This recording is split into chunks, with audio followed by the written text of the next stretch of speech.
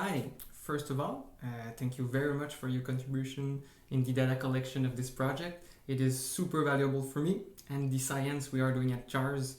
So here's a series of 3 short videos on how to successfully collect CO2 samples and snow pit data on the field. On your first trip to the AC Tower, you will have to decide on a spot to do the snow pit. You can choose a spot around the green-blue rod near the AC Tower. Afterward, the later snow pits should be done about 1 or 2 meters further. You can mark the last snow pit with a rod for the next trip. It would be a good idea. When arriving on site, make sure to stop the snowmobile away from the snow pit location. Since we are going to collect air samples, we don't want the snowmobile exhaust to affect the measurements. If you park the snowmobile near the solar panels, it should be just fine. Once you have located your snow pit spot, we will collect the CO2 samples before digging the snow pit. First, you want to probe around a bit with the CO2 sampling rod to have an idea of the snow depth. You will be collecting 5 CO2 samples for every profile we're doing. One in the air, a second one 5 centimeters below the snow surface, one at a third of the total snowpack, one at 2/3, and the last one at the very bottom. So probing around will allow you to decide at which depth you should choose to take the 1/3 and 2/3 measurements. It is very important to record your depth choice in the notebook you have on the field.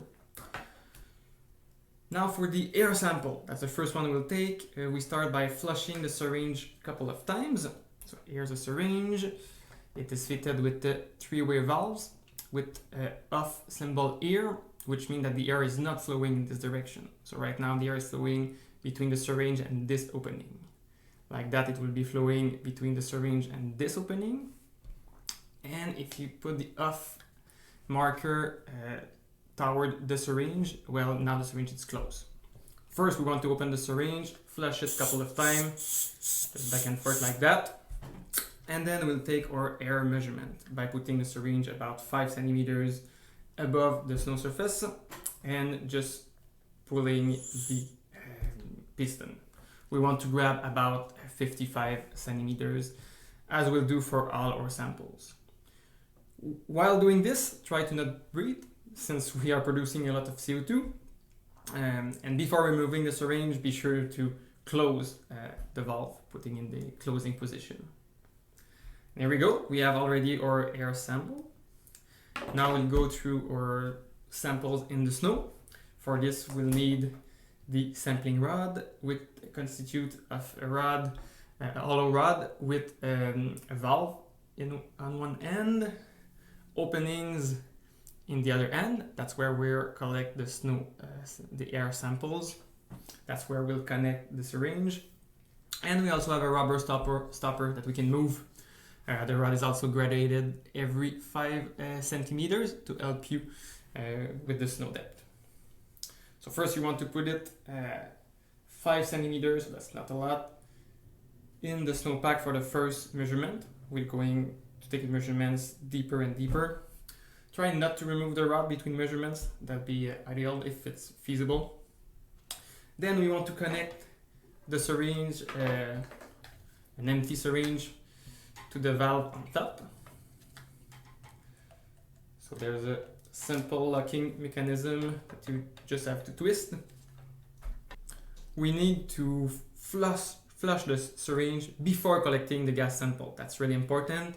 This is done by grabbing just 1 or 2 millimeter of gas, just pulling it slightly the piston. Make sure that both valves are open in a way that the gas is flowing from the syringe to the rod.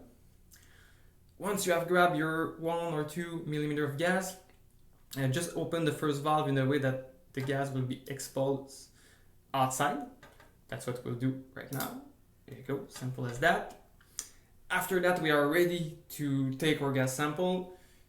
Open back the valve in the position that the gas will be flowing from the rod to the syringe, and just grab again about 55 millimeter of gas.